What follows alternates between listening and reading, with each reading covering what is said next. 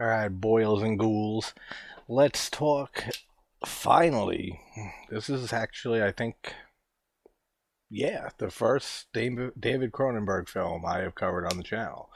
It's not the first Cronenberg film, since I did a spoiler-free review of Brandon Cronenberg's Infinity Pool from this year, which was fucking fantastic. Like that and Evil Dead Rise are in my top horror films of the year so far. So if you haven't seen Infinity Pool by Brandon Cronenberg, Mia Goth is in it. She's fantastic as always. Definitely check that out. But Cronenberg is one of those directors that I definitely haven't seen all of his movies, but everything I have seen is absolutely fantastic. And this movie in particular, also with The Brood, which I feel is a very underrated Cronenberg film, I think are masterpieces. Like this film and The Brood are absolute masterpiece movies. But I'm looking through his filmography quick right now. Like his first film, '69, Stereo. Never seen it. Never saw Crimes of the Future. Still haven't seen Shivers. I've seen Rabid. I've seen Fast Company. I love The Brood. I love Scanners. I love Videodrome. I love The Dead Zone. I love The Fly. Dead Ringers I still haven't seen. Naked Lunch is fucking crazy. I love Naked Lunch. Um, and then his stuff like in the '90s, really later in the '90s, I never caught up on, like Crash and Existence, and History of Violence. So a lot of his newer stuff I have to catch up on. But interesting, Crimes of the Future, that newer one that just came out of his last year, Crimes of the Future, is that a remake of his '70s Crime of the Future? I don't know. But yeah, so that's where I stand with Cronenberg.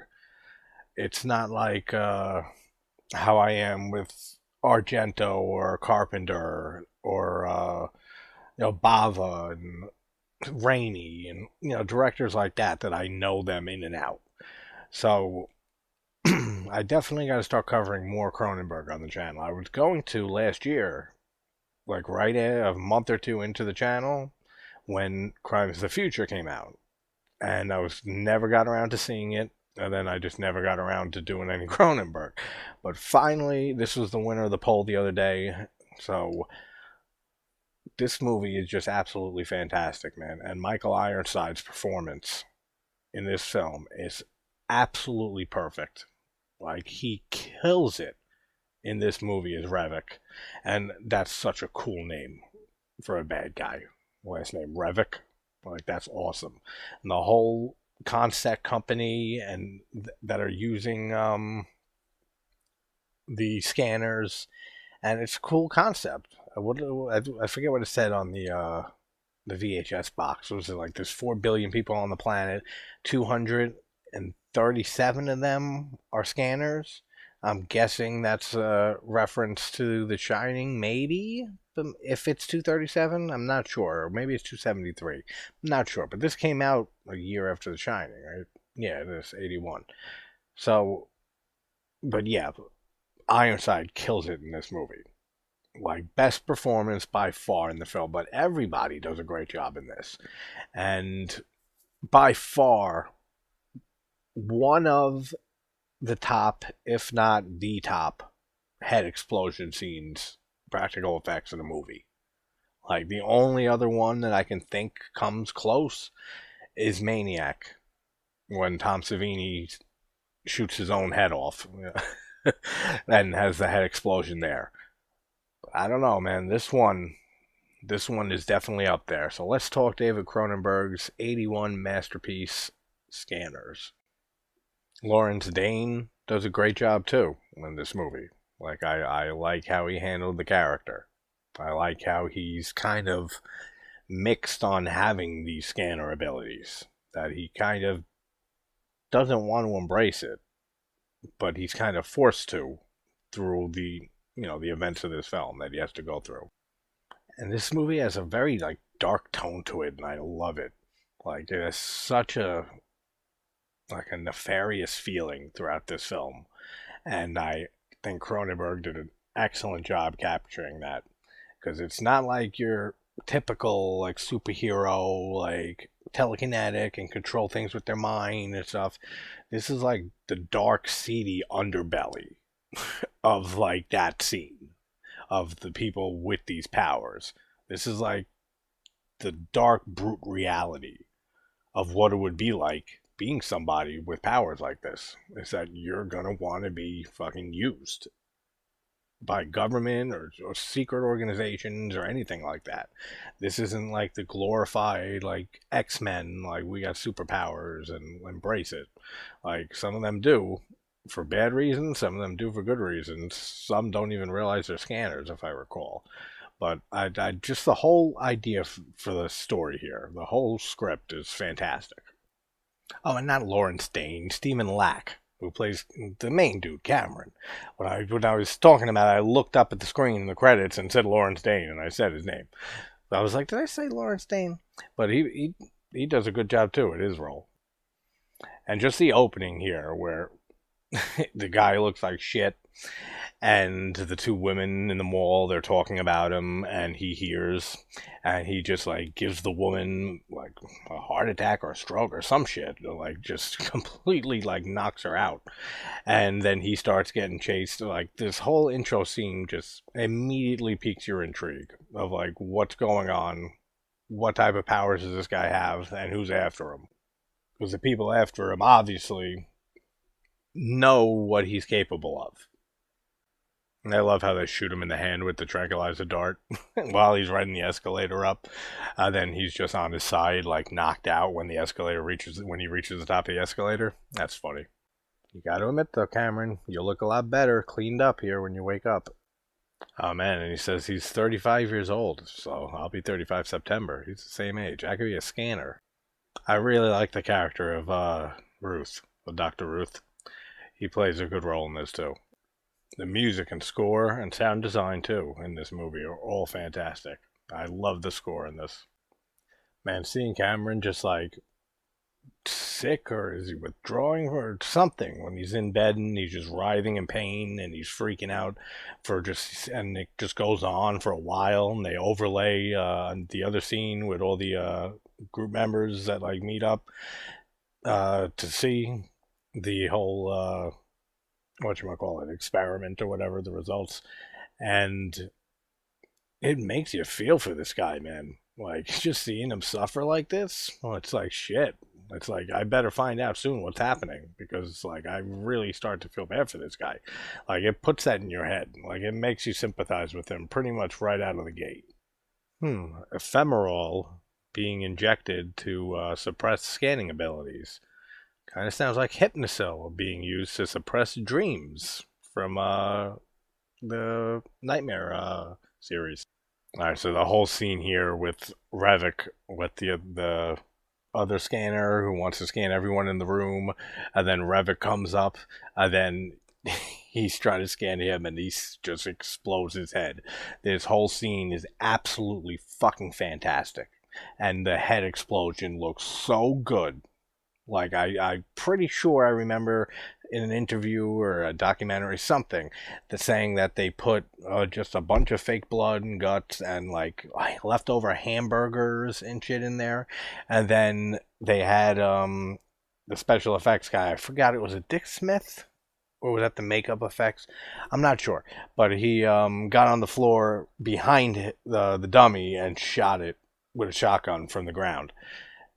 God, it looks fantastic, and just the way it's edited too. So like it looks like you see the explosion like 3 times or three times, like amazing. Like that is one hell of an effect. And the music, man, it adds so much to that scene. The way it builds just up until the head explosion, and just the reaction from everybody too.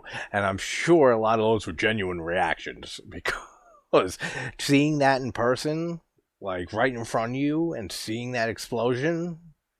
But like, I'm not sure, for safety reasons, maybe they probably shot the reaction afterwards or something like that, because I'm sure he's firing off a fucking real shotgun to blow the thing's head off. So I'm sure they're not going to have people sitting in the seats. But whatever, their reactions look pretty genuine. Like, and they should because that is one hell of a thing to see. Then Revok gets taken out by a gun behind his neck and is forced out of the room. And then he gets the ephemeral treatment to suppress his scanning ability. I love that though. This scene, this whole opening with when you first meet Revok here, exploding that dude's head, and then still being strong enough as a scanner that showing how strong he really is, having him being able to move the guy with the needle with the ephemeral almost to his own self. Like it still shows like that even with him subdued like that, his powers are still so strong.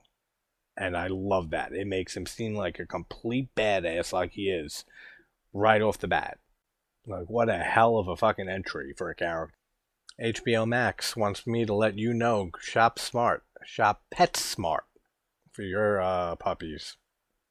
And just Revok with the scar on his head, because when he drilled into his own head to relieve, like, too many thoughts or something like that, if I remember correctly. I haven't seen this in years, but I'm pretty sure that's it. But that just adds to it. Like just the look of him, he looks fucking like somebody you want to fuck with, even if you have the scanner abilities. Like, do you really want to go scanner toe to toe with Darryl Revok? I don't. Then he makes his grand escape with making the security car crash, and then they stupidly, the two of them get out and they try to help the people in the car. Come on, it's on fucking fire. They're corpses. And then he ends up controlling the dude in the back, and then they end up when they're done killing the other ones, just blows his fucking brains out. Again, you don't want to fuck with this guy. But yet, Cameron is going to save the world. Yeah, Concept, the security guy. That's Braden Keller. That's Lawrence Dane. He does an excellent job too. I love the whole scene and the dialogue between Keller and Dr. Ruth at the table here at Concept. Just awesome dialogue, awesome acting, and when he's like asking like, how did an assassin get in, like when we were trying to impress these people and now we're terrified these people, killed 6 people, and the guy, him responding like, we have reason to believe that like, he was a scanner, he has scanning techniques, and that whole conversation, awesome acting, I love it. So then Dr. Ruth starts proposing the idea that that there's an underground scanning community and that it's run by, and I love how he says like, you saw him last night, and says Darryl Revok, and then says his plan is to take someone not known to the scanning community and prep him and then send him off to infiltrate the underground. So this is their plan. It's not a bad plan, like, except for you're banking on this one dude, Cameron, who is not fully able to even control his abilities like to the fullest. And you're going to send him against this dude who just exploded this dude's head. I mean, you're chancing a lot on this one guy, but it's a good plan though otherwise. I like also like when Dr. Ruth starts filling in Cameron after he says he's feeling, clarity, and he's feeling, his own, he can hear his own voice and stuff. I like when he starts like telling him like what a scanner is. I love how they don't explain what causes, a scanner, like what creates somebody with scanning abilities. I like how there's theories like radiation or just like a freak of nature, like born with something like some type of disease, perhaps. I like how they don't explain it. Like there's some movies where I like it to be ambiguous, like certain things, and there's other movies that I like when they delve in and start explaining stuff and building more mystique around it. This is a movie that I like it being ambiguous. I like that we don't know exactly what creates a scanner or somebody with those abilities. And if you were a scanner, right, would you put up with hearing everyone's thoughts and like how Cameron puts it, like if the voices without lips? So he's hearing all their thoughts. and it's drowning, and like it becomes just suffocating, and like, would you be able to live with that, or for the perks, or would you just like become a ephemeral addict and just be shooting up ephemeral every whatever often it lasts? I don't know, and then live just a normal life and be clear headed, have no you're not hearing 10,000 fucking thoughts in a minute. Like, I don't know, man. That's hard. Like, I think I might just, stick with the ephemeral and just like, if treated like a disease, like he says, like rumors that it might be. If it's a disease, treat it. And this drug seems to treat it. But I don't know. I don't know if I can give up some of the perks of telepathy and shit. So I don't know. Yeah, then he shows him the like interview, not interview, but like talk with a therapist. I'm guessing with Revok when he was at the institution, and yeah, it's cool how he has the taped picture of an eyeball, like where his scar was, and he says that's what I remembered, that he wanted to. He drilled into his head. He wanted to get the people out. He wanted to get the people's voices. So same thing that Cameron says that he hears and suffers from his scanning, abilities. And the hole in his head, like the fresh wound when he peels the paper off in the video, looks cool. Like, cool little effect. So this is when he says that since then, he's only gotten worse, Revok. And he's 35, too. Man, Ironside don't look 35 in this movie. Like, he just does not. But I don't know how old he was back here in this movie, but he don't look it. Not 35 at all. So I'd be surprised. But starts giving him more information about Revok and saying that he is your enemy in many ways. That he's self-destructive at age 22. Now he's just 35 and he's simply destructive. And starts giving him more information on like the underground scanner community. And we find out that Keller is working for Revok, and they have their little conversation together, and he says that Ruth has a secret weapon and it's somebody that you've been looking for, he says to him, and says that he goes by Cameron Vale and gives him his information, said he's nothing to worry about though, like what type of shape is he in, like he's functionable but he's nothing to worry about. So it's not, he's treating it like a total non-issue, and that is, I guess, a total mistake on his part, because it does kind of lead in a domino effect to their defeat later. Great atmosphere and some good tension too in this whole scene when Ruth is telling Cameron to do the little test to make a direct link and use his scanning abilities to make the guy's heart beat faster and to slow it down if it beats too fast. Like, great scene. Like, I really like the tension in that scene. And he's doing it on this old ass guy. Like, wouldn't you want to like fuck with somebody's heart? Like, if you're gonna fuck with someone's heart, like do it on a younger, like real healthy person. Like, this guy looks like he's at least in his 60s, if not more, if not a lot older. Come on, man. I mean, don't fuck with an old dude's heart. Who knows if he has fucking heart disease or heart problems or something? I mean, I'm sure they keep up on that, but still, like, use like a healthy 25-year-old. Like, that's a dick move, and that's exactly why he almost kills him. And he has to show him the ephemeral for him to like lower the guy's heart rate back down again.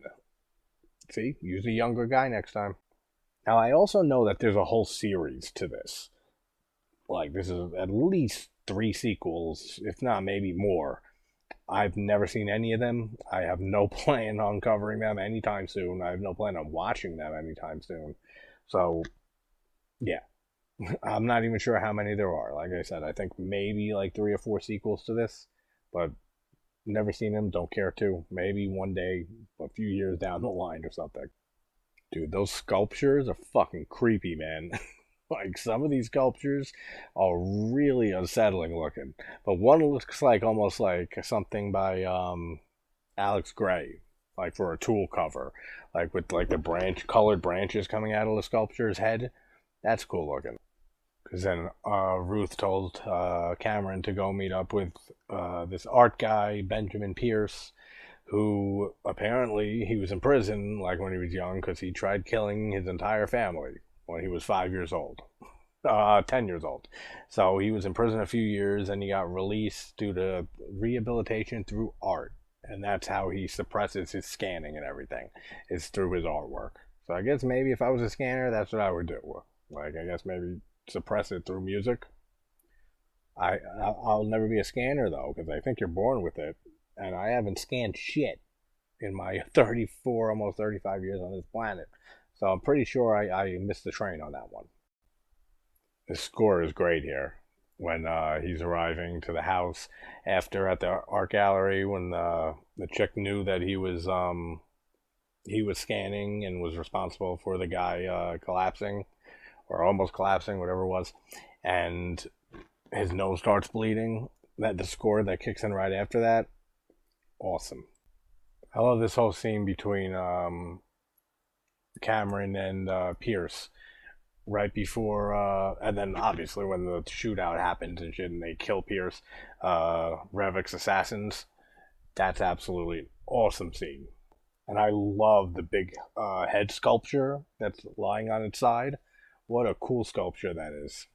Yeah, man, it sucks that that statue, the big head statue, gets destroyed when they're shooting at Pierce and everything. I mean, it sucks that he dies too. It's like a bleeding heart for the sculpture, but the guy is like, whatever. It sucks that he dies too, and then he ends up getting his brain scanned by Cameron and learns of Kim's whole little group of scanners. You know what I also like about this, and that I'm glad that they were able to pull this off, everybody, everyone who does the scanning, like when they're concentrating and some of the, like when they're getting like scanned, like how they're making the facial expressions like that, or like they're shaking and stuff. Every actor managed and actress managed to pull this off without looking stupid. You know what I mean? Like it's very easy to make that, to make an expression like that look very dumb, and every single one of them do a good job. Like it looks believable. It looks like they're actually suffering in pain, or it looks like they're really using everything in their power, like in their mind, to scan what and do what they're doing. None of it looks cheesy. None of it looks stupid. And bravo, because like I said, that's hard to do for one actor, let alone all the people who have to use those facial expressions in this movie. So Cameron goes looking for Kim Obrist, which is played by the awesome, oh, tell me I'm not going to blank on her name, Jennifer. Oh, come on. And she's in Lucio Fulci's The Psychic, which is a great movie that I got to cover on this channel soon because I've been putting it off. I've thought of it a few times and didn't get around to it. Psychic is awesome. Why can't I? Is it Jennifer O'Neill? Hold on, this is gonna drive me nuts. Jennifer O'Neill. All right, good. I was gonna like be like, damn, why can't I remember this chick's name? But love her and love the character of Kim she plays in this movie. That makes two movies, the only two really I know her from, that Jennifer O'Neill plays some sort of psychic. She does in Lucio Fulci's The Psychic, and she plays the scanner here, which might as well call it a psychic, kind of, in that realm. Cool scene too when they're focusing all their scan power together. I like the way that that's all shot. Like awesome scene and great sound design with the thoughts and everything. And then the two Revok assassins come. That's right. And then they just mow like three of them down. Just shotgun, just boom dead, boom dead, boom dead. Fucking brutal. And then Jennifer O'Neill, why can't I think of her goddamn name? Kim, character name. She uses her scanning ability. She screams and pushes them against the wall. Then they erupt into flames. Great, great scene. I like the scanner, I forget his name, with Kim's group when they're driving, who says, everywhere that you go, somebody dies. Like, who sent you? And so, and he has a point. everywhere Cameron goes, Revik's assassins come and fucking kill people. And then he tells him that Consec found him and they want to kill Revok, but they never mention anything about Kim's group. And then right after he says that, about every time you show up, someone gets hurt, they're in the car together, and then they get by the more assassins and shoot the driver, and it's a cool car crash. How it crashes into the record store, cool. Like I'm guessing someone at least had to get hit by that car and die in there. Like there's no way everyone survived that. I'm surprised you don't see mad people. Like you see the people like that look in and they're like, "Oh my god, what's going on?" I'm surprised you don't see people running in free records and start stealing, looting shit all over the place. Well, the cops get here, but they get here mad quick. I don't know if I believe that response time. Which, ironically, most of the time, response times in movies, and horror movies especially, it's like, it's so fucking long of a response time. Like this is like instant, and I think it's bullshit. Cool ass gun. I'm not sure what it is, but awesome looking gun that the last assassin here has when Kim and Cameron are hiding, and they're having their little before a finale of a movie, like it looks hopeless, but then they're gonna succeed in the end moment. And I like when Kim says like you don't understand, like you don't know how evil Revok is, you don't know how dangerous Revok is. And then the assassin clicks his the shotgun, and he starts using his scanning ability and makes him shoot away from them and then like get on the ground and stuff, and he starts scanning for information that'll lead him to Revok, and he makes him give him the vial. I love that.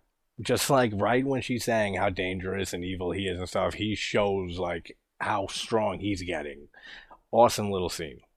If you're blue and you don't know where to go to, why don't you go where fashion hits? Now I'm really in the mood to watch The Brood. Maybe I'll do a video on The Brood after this, because now I'm really in a definitely in a Cronenberg mood, and that's his other masterpiece for me. So maybe I'll do Scanners. Yeah, I'm doing Scanners right now. Maybe I'll do The Brood after this. Putting on the Ritz, and I don't know. And I love the cinematography of this movie. It's such a beautiful looking film, and so dark at the same time. Like it's darkly beautiful. Awesome. So we have a cool scene when Keller meets up with Revok in the subway and says that they might have developed a serious problem, that Vale's coming in with an informant. Is that possible? And Revok says no, that he's lying. So I wonder what led him to make that judgment call, that there's no possible way that he is an informant of his. And he says, and Keller says, and why is he coming in? And he says, well, if Dr. Ruth finds out anything, kill him. Just flat out, just fucking kill him if he finds out anything. Like, I love Ironside. I love Revok, and just how brutal he is, man. He will do anything. Oh, and yeah, and Keller said to make sure that he's gonna so Keller gets told by Revok in that scene that he better be the one to interview the informant.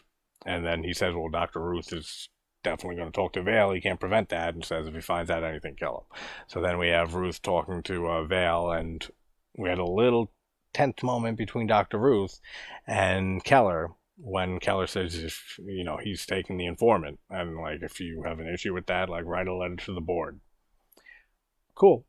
Like and then it makes Dr. Ruth, I think that makes him think a little bit, like get a little bit suspicious. Not much. Like I don't know how his brain's just going to go from that to this guy's working with Revok. That's a little bit of a far jump, but it does make him makes him think for a second for sure. And then this is when Cameron ends up telling Dr. Ruth that that plant that he went to earlier that develops manufactures the ephemeral for Revok and might even be owned by Revok, and he tells this to Dr. Ruth and says that it's being sent out, and that makes Dr. Ruth think, like, being sent out where? And he tells him that it's in his computer, it's in a consec program called Ripe. And that's a cool idea about being able to possibly scan a computer just like you're scanning a human's brain. That's a cool, interesting concept. So we get Keller interviewing Kim, interrogating her, and then he shuts the cameras off from the control panel, which this is why you don't have the control panel that controls the power for the cameras, security cameras, inside the interrogation room. Because people could just do this shit. That's how cops would abuse their power every now and then. Cops who do that. Shut the camera off. No, you don't keep them fucking inside the room. You keep them outside the room, and you should have somebody always watching somebody else interrogate someone. In a perfect world, but this is far from a perfect world. And then she ends up getting to use her scanner powers after, what the hell's his name again? Why do I get so many fucking names? Friggin' Keller. And he's saying that he has people inside of Revok's, he has associates in Revok's group, and they say that she's never been part of them, and why is she here? And then he goes to shoot her, and she uses her powers to make him move the gun out of the way, and then he falls to the floor. Sound the alarms. The place is on lockdown or some shit. Sound the alarms. Whoop. I like Dr. Ruth's whole little inner thought monologue when people are running out of the building and stuff, and he's like thinking like, no, the computer, the right program, like the you can access the past. That's fucking funny. And then Keller sadly blows Dr. Ruth away, and he's fucking dead now. HBO Max wants me to tell you, Arby, they got the curly fries with the cheese on top. Loaded fries, only at Arby's.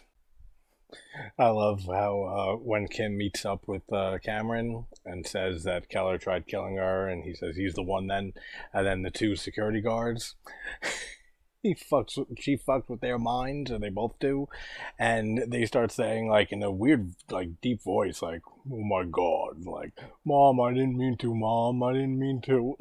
And like you could see like from their like the one guy's perspective that he's viewing Kim as his mom, and then they just walk away as they're crying. That's fucking hysterical. That's so great. And then yeah, the whole scene with from the telephone booth of him using his scanning abilities to plug into Consec's computer system. That's so cool. I love that idea. Absolutely such a cool idea. Now I'm actually curious, like, where the sequels go from this movie. And, like, if they ever, like, tap into that again. And, like, use more of that.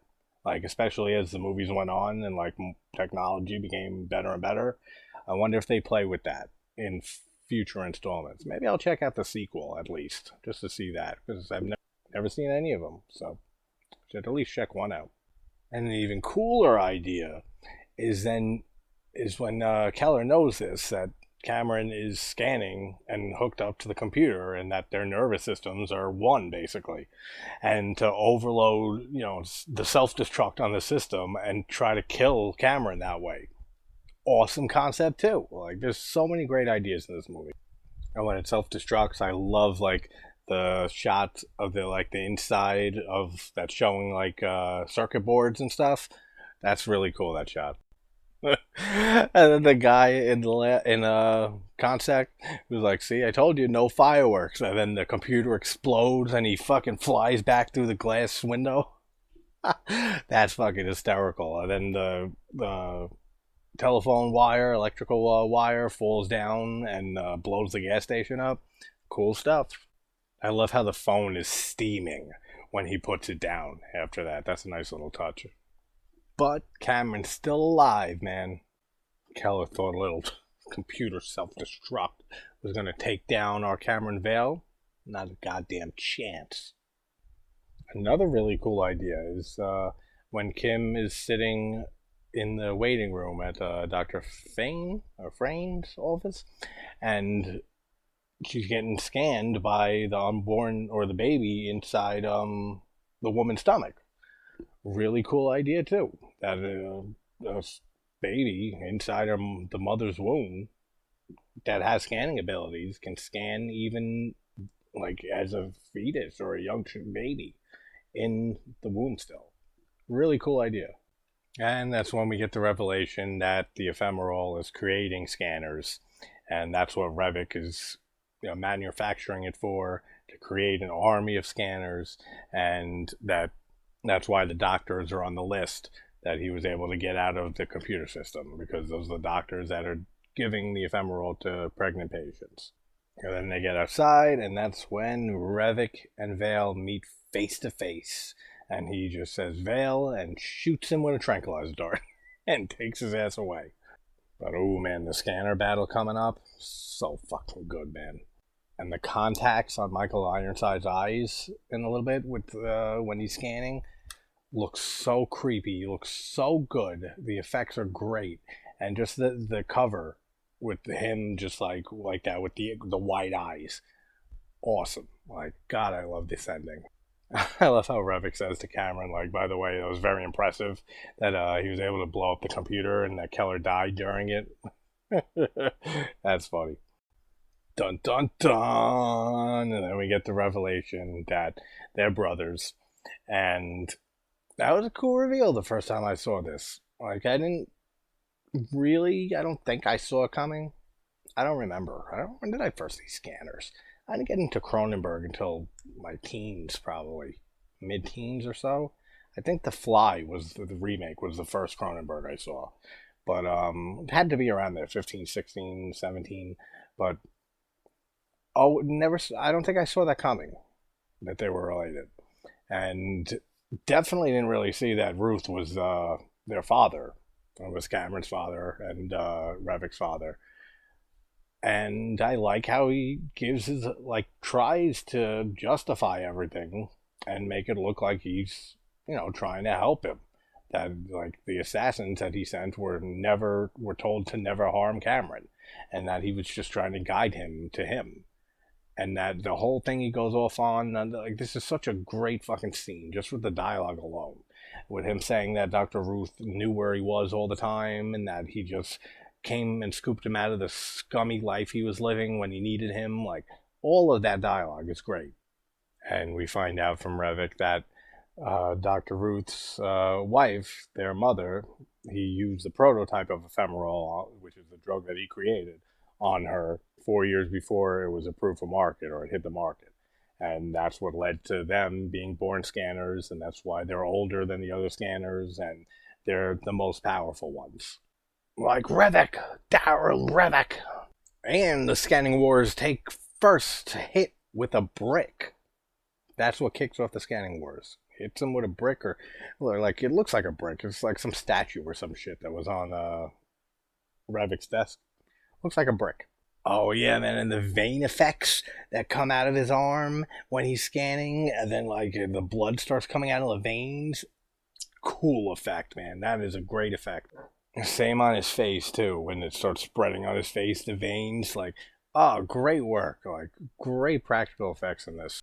Oh yeah, then when it starts happening on Cameron's face and the blood squirts right out of it, like sprays out, sick. Like, I mean, we know Cronenberg for body horror, and this movie I feel like is a little different. Like, it doesn't have that much body horror in it. Like, it's more like mind horror and psychological horror because of the whole scanning thing. But I mean, some of the effects here, like when his face is when he's ripping his own face off when he's touching the wounds, look awesome.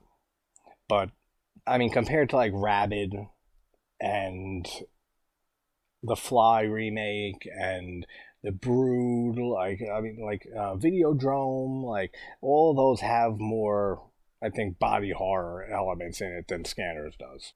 And the score during all of this, during this whole scanning fight, and then when his eyes turn white, man, that is fucking awesome. That is terrifying. With the fire, because he's all set on fire, Cameron, and then like you see the flames with like him in the background with the wide eyes, looks fucking amazing. And there was one more thing I was gonna say, I forgot now. No, yeah, the score going on through all this, it's so hypnotizing. It's very repetitive, like trance-like, like very like circular, and just it works so well for two people battling it out, like psychically. Absolutely brilliant for that scene. And then we get this, it's kind of sad but also ambiguous ending. That, let's talk about what this possibly means now. Kim wakes up and she comes into the room and she sees the burnt corpse on the floor, which at first we assume is Cameron. And it is Cameron's body. Because then we hear from the corner, we hear Cameron say Kim, and he has the jacket over him, and then when he reveals himself, it's Michael Ironside. He's inside of his brother's body, Revok's body, right? I'm guessing from the scanning battle between the two of them, his body lost, but his mind won, and he took over Revok's brain. That's what I've always saw it as. So that's the only thing I can really think of for like an explanation for that. But if anyone has any ideas and thoughts on the ending and stuff and what it means to you guys, what your interpretations are, let me know, because that's what I've always subscribed to, is that his body lost the battle, but his mind won the war, and pretty much just like absorbed Revok's mind, and he just like hopped into his mind and took him over. Because he says we've won, and he says it twice. So they've won this whole battle against Revok, is what he's trying to say. So if anyone has any differing interpretations, definitely let me know. But this was a fun rewatch, as always, when I bust this out every few years. And yeah, I might do The Brood after this. I have at 10 p.m. What time is it right now? 6:30 p.m. Not too bad. So at 10 p.m. tonight, Eastern Standard Time, me and Karen over at Ocean Chicks Films are going to be watching Rocky Soroya's The Doll 2, which, if you remember, I had a watch party for a few weeks ago, or a month plus ago, something like that. And I've been covering Rocky Soroya's movies. I told Kim about it. Kim. I'm thinking of Kim in this movie. I told Karen about it a few weeks ago, and she loved it. So now we're going to do a watch party and maybe get some of you guys to watch along with us. It's on Netflix. So that's going to be at 10 p.m. Eastern Standard Time on her channel. I'll put a community post, like always, like a 45 minutes or so before we go live. So, all right, guys, that is David Cronenberg's masterpiece from 1981, Scanners. And wherever you're from, I hope you're having a great morning, afternoon, or night. I will talk to you all soon.